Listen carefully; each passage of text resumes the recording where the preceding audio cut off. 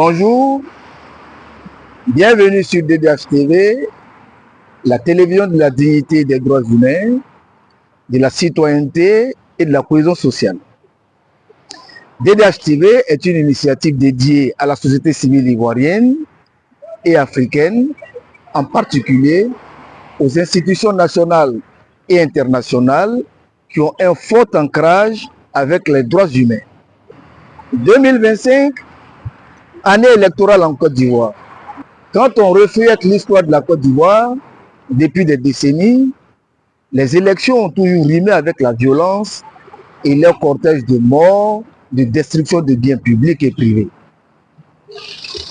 2025, des experts de la société civile, Maître Traoré Drissa, vice-président du MIDH, président d'honneur, Eric Aimé Sénian, président de l'OIDH, Observatoire ivoirien des droits humains, Christophe Kwame, président de Civis Côte d'Ivoire, Diaby Bakari, coordonnateur général de la CADA, membre du comité des Nations Unies contre la discrimination raciale. Ces experts ont bien voulu répondre à l'invitation de DHTV pour sensibiliser les populations et tous les acteurs, parties prenantes au processus électoral. Attention à la violence. Il ne me reste plus qu'à vous souhaiter une bonne et heureuse année, pleine d'amour, de santé et de prospérité. Donnons maintenant la parole à nos experts. Ciao! Bonjour, mesdames et messieurs. Je suis Diaby Bakari, le coordonnateur de la CADA. Entendez par là la coordination africaine des droits de l'homme pour les armées. Je viens donc vous faire part des actions que nous avons pu mener en 2024 en termes donc de promotion et de protection des droits humains. Cela a été un véritable challenge eu égard à l'année préélectorale qui se dessine et bientôt l'année électorale en Côte d'Ivoire. Et nous avons mené de nombreuses sensibilisations en direction du personnel du métier des armes, mais aussi des populations civiles, des leaders communautaires. Alors le défi qui se dresse devant nous, ce sera le défi de la consolidation de la paix, la prévention des violences électorales, mais aussi la menace terroriste au nord de la Côte d'Ivoire, eu égard que nous faisons frontière avec deux pays qui sont constamment menacés par les actes de terrorisme. Il va falloir pour l'année prochaine intensifier les campagnes de sensibilisation pour prévenir les violences électorales, étant donné que nous avons une élection présidentielle en 2025. Donc, dès après les fêtes de fin d'année, nous allons nous déployer sur le terrain durant tout le long de l'année, jusqu'en fin d'année 2025. Et donc, au terme de cette année, nous voulons présenter nos vœux les meilleurs à tous les défenseurs des droits de l'homme, à tous les acteurs étatiques et non étatiques, à tous les partenaires, n'est-ce pas, qui soutiennent les actions de la société civile en matière de promotion et de protection des droits de l'homme en Côte d'Ivoire et partout ailleurs en Afrique et dans le monde. Je vous remercie. Vive 2025, vive la paix, vive les droits de l'homme, vive l'état de droit. Je vous remercie. Cette année est une année électorale et présidentielle. La présidentielle 2025 n'est pas qu'une seule course au pouvoir, mais c'est un cycle qui se termine. Un pouvoir vient de finir 3 mandats. Nous avons des indicateurs de bonne gouvernance. Il serait souhaitable que les candidats à l'élection 2025 présentent leur projet de société lié aux besoins des citoyens ivoiriens. Cette élection devrait être une élection apaisée, en ce sens que la maturité croissante des citoyens devrait être prise en compte par les candidats. L'élection présidentielle 2025, pour nous, demande que chacun s'engage pour préserver, 1, les acquis démocratiques, 2, les acquis économiques, 3, les acquis sociaux et 4, les acquis politiques. Nous pensons que les citoyens ivoiriens, dans leur entièreté, doivent s'engager pour aller plus loin que ce qui existe aujourd'hui sur le plan socio-économique et politique. Bonne et heureuse année 2025 à tous et à toutes. Dieu bénisse la Côte d'Ivoire. Je vous remercie. Par l'élection présidentielle.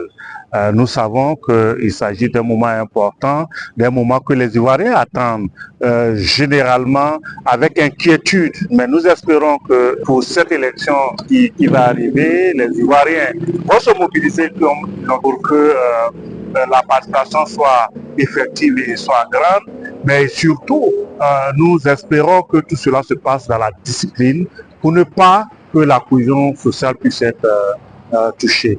Nous espérons en tout cas que les acteurs de ces élections-là, aussi bien la commission électorale indépendante que les acteurs politiques, mettront tout en œuvre pour l'éducation, la sensibilisation des Ivoiriens, des citoyens. Nous, en tant qu'acteurs de la société civile, nous apporterons également notre contribution dans cette sensibilisation pour que les élections se déroulent de façon apaisée. La Côte d'Ivoire a un tournant important de sa vie, de son processus démocratique.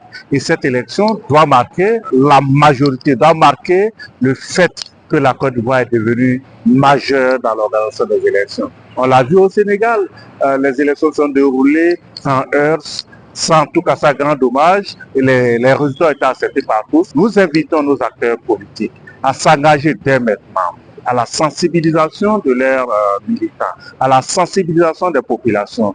Nous invitons également l'ensemble des acteurs de la société civile à s'engager dans cette voie. Et nous appelons nos concitoyens à faire en sorte que l'élection soit un moment de fête, soit un moment où celui qui a gagné soit content d'avoir gagné, celui qui a perdu reconnaisse sa défaite. L'élection, ce n'est pas la guerre. L'élection, ce n'est pas palable. L'élection, c'est un moment où on choisit nos dirigeants qui vont mettre en œuvre des programmes. Et après 5 ans, on va faire le bilan.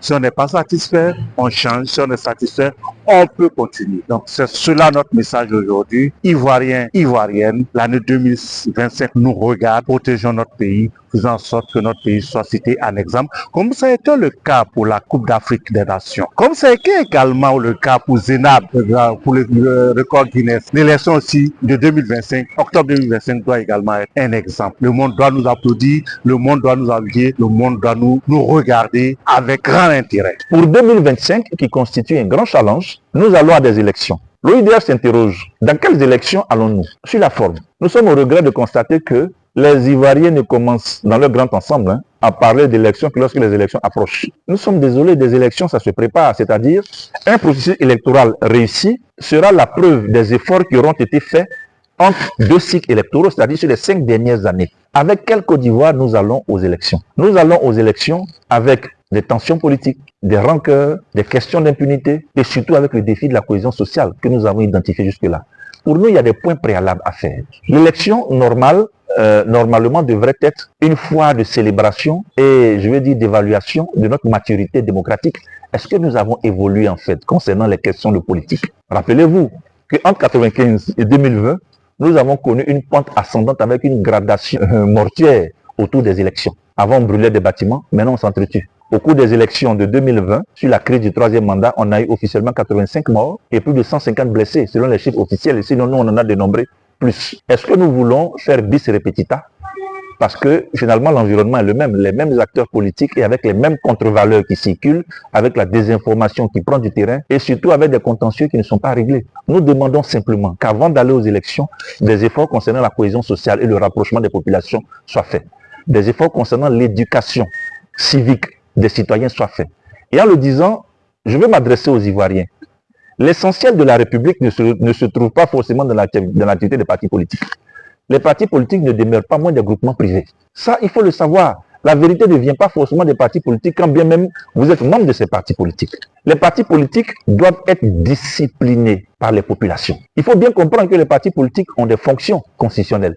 La première fonction d'un parti politique, c'est, si vous voulez, un rôle de structuration de l'opinion qui consiste, n'est-ce pas, à structurer l'opinion et donc aussi à éduquer. Et le second rôle est celui-là de la socialisation politique.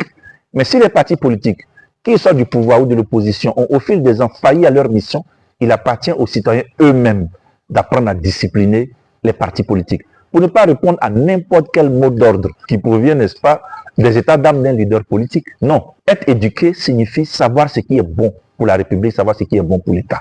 Et donc, nous sommes un peu craintifs avec le processus électoral qui arrive. Je voudrais m'adresser aux Ivoiriens. Vous savez, quand il y a des violences, c'est des Ivoiriens qui affrontent d'autres Ivoiriens. Et parmi ces Ivoiriens, pour la plupart, c'est des jeunes gens, issus de tous les partis politiques. Pour ces élections de 2025, il faudrait que, si vous êtes dans des partis politiques, travaillez à établir la discipline au sein de votre parti. Si vous êtes de la société civile, si vous n'avez pas de parti politique, ayez des positions autour des valeurs et restez figés autour de ces positions. Quand on n'est pas d'accord, on ne s'entretue pas entre frères.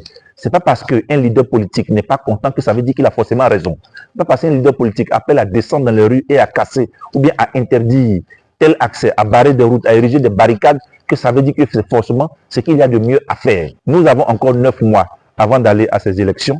Il est temps de rétablir un certain ordre citoyen.